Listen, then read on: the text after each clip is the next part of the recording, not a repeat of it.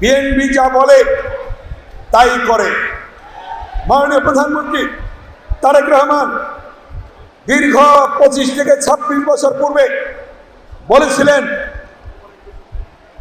একটি উদ্যোগ, একটু চেষ্টা এনে দেবে সচ্ছলতা, দেশে আনবে স্বনির্ভরতা।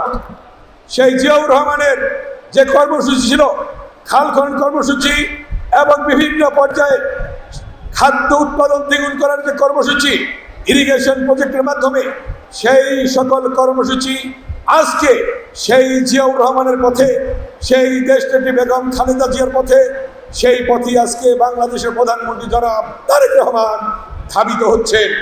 আজকে কৃষকদের জন্য কৃষক কার্ড, আজকে স্বাস্থ্য কার্ড, আজকে ফ্যামিলি কার্ড, মা বোনদের জন্য, আজকে ইমাম, মুয়াজ্জিন, খতিব এবং হিন্দু সম্প্রদায়ের পুরোহিত, খ্রিস্টানদের জন্য, সকলের জন্য সম্মানী ভাতা, খাল খনন কর্মসূচি সহ আজকে সকল জনগণ সম্পর্কিত, জনগণ সুবিধা পাবে সেই ধরনের কর্মসূচি আজকে মাননীয় প্রধানমন্ত্রী জনাব তারেক রহমান আজকে নিয়েছেন। তারই অংশ হিসাবে আজকে ঢাকা 2 আসন হাজার হাজার মানুষ এখানে উপস্থিত হয়েছেন।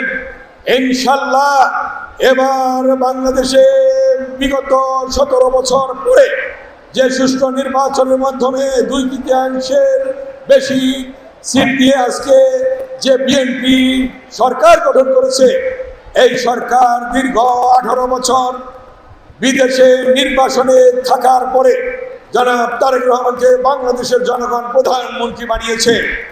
আজকে বাংলাদেশের প্রধানমন্ত্রী জনাব তারেক রহমান যেভাবে এগোচ্ছেন, যেভাবে জনগণের সাথে সম্পর্কিত হয়েছেন, যেভাবে জনগণের জন্য কাজ করছেন, যেভাবে রাস্তাঘাটে চলাফেরা করছেন, একজন সাধারণ মানুষের মতো আজকে জনগণ তাকে গ্রহণ করে নিয়েছে, জনগণ তাকে মণিপুর স্থান দিয়েছে।